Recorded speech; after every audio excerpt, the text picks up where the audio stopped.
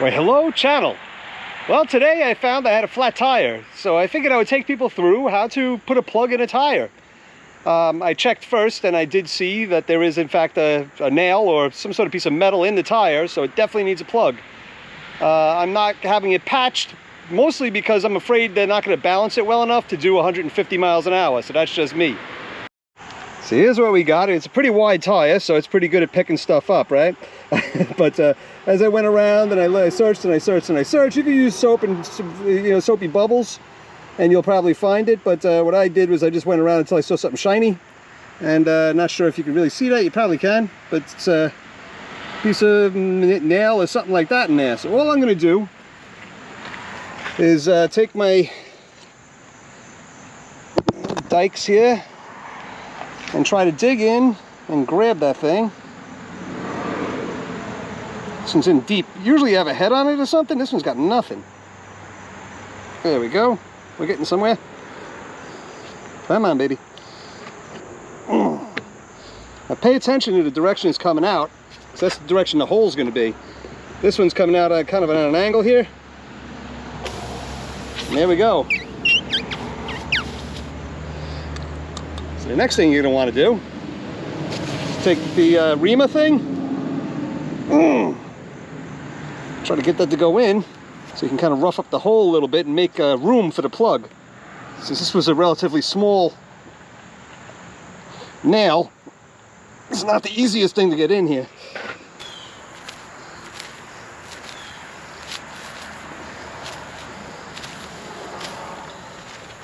Alright, next I'm going to take one of these and I'm going to pull it out if I can. Come on, baby. Let go of the plastic, please.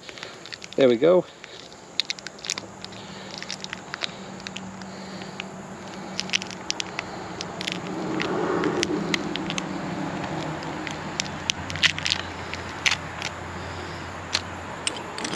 Now this one is made this way, so it goes straight in and I just pull straight out. Some of them have a little hook on the end. Those are the ones you're supposed to push in, turn it to unhook it and pull it out. So you'll have to see your instructions to see exactly which type you have. Just get this sucker in here about even.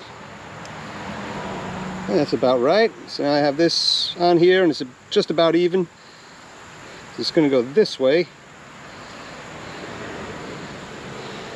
And then it does help to use a little bit of rubber cement, both for lubrication and for sealing.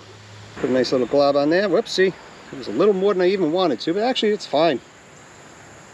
Wasn't even too much. Just too much in one spot. All right.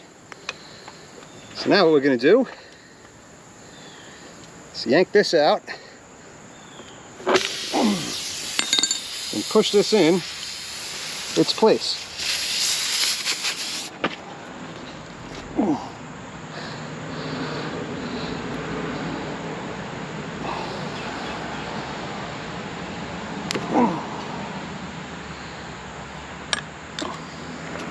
And then all you do is you take this and you cut it flush.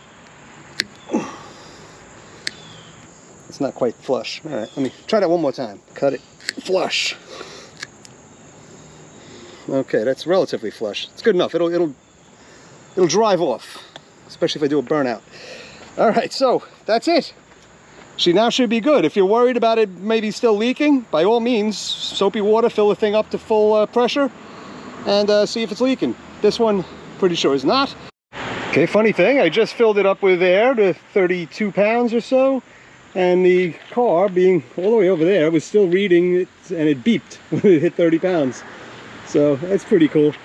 I figured there's no better time to really wash the wheel than when it's off, because then you can get to the inner hoop the best. And then I figured while I'm at this, I have the soapy water right here because I'm going to be cleaning stuff. So I might as well show you that this sucker, well, that's a little much bubbles. Hold on. I'm trying to get some regular water. Really? Come on now. All right, anyway, lots of bubbles, but there's no new ones forming.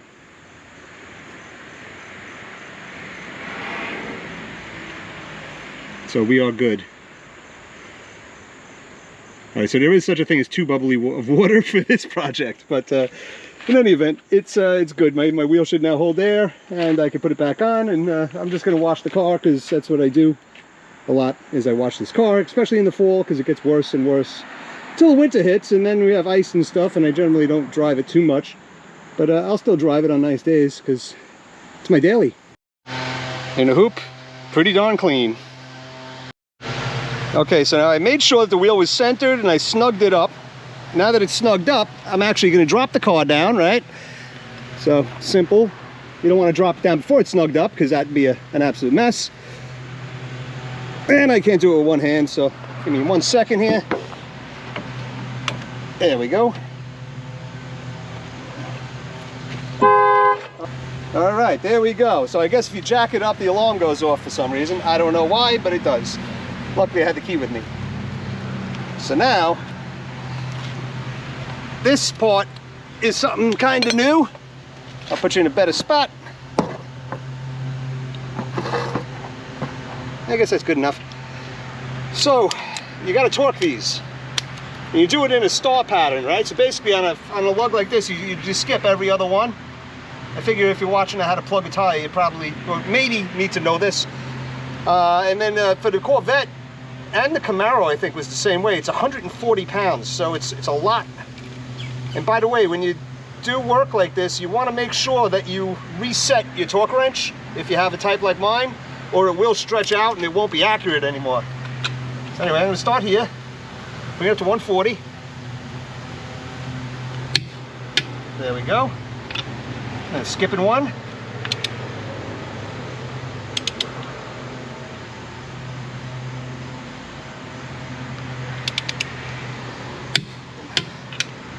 Skipping one.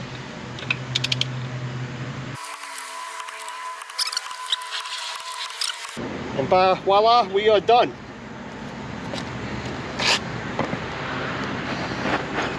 Yeah, so that's really all there is to plugging a tire. I mean, you get a nail, you don't need somebody else. It should cost you pennies, not dollars, all right? So save yourself some bucks and do it yourself. Wanted to mention one more thing.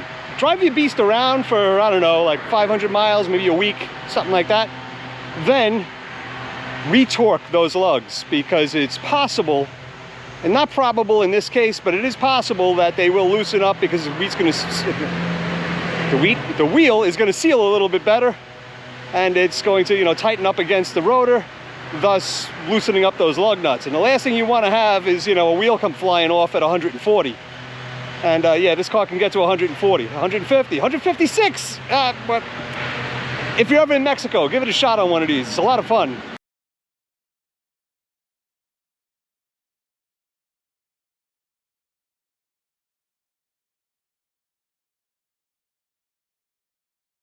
So here we go. This is how I do it. I foam it all up, my supercar, and then I get more laughs out of that plate, I'll tell you.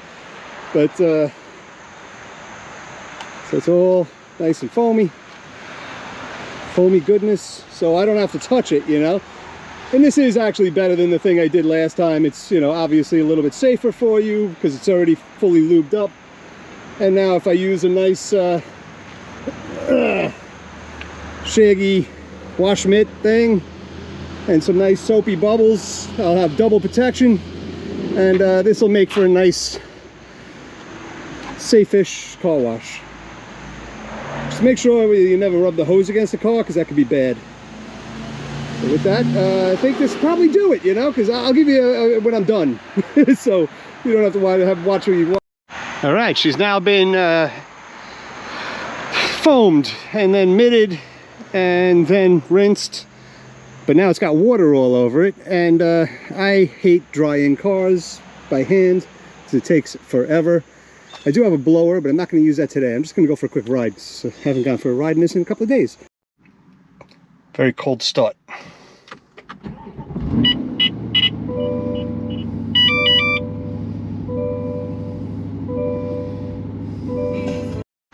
So now that I went for a ride and I've got a little bit of water still left on the car, I just wiped that off with some nice soft rags and microfiber, obviously. And I don't have to do hardly any wiping. It's, you know, mostly gone already, and there's no wet water spots. So that's ultimately the goal, right? So this is what I do after a day's work. I go outside and I try to get something done. I was pretty happy today. I got the tire fixed and the car is washed and it's pretty darn clean, I have to say. So do me a favor, folks, if you could, if you like what I do or if you want to see me do other stuff, let me know in a comment below. If you hate what I do, give me a dislike, okay? But if you like it, please give me a thumbs up, huh? And the sun is blinding me at this point. This is what I do for YouTube, all right? Anyway, I'll see you all soon.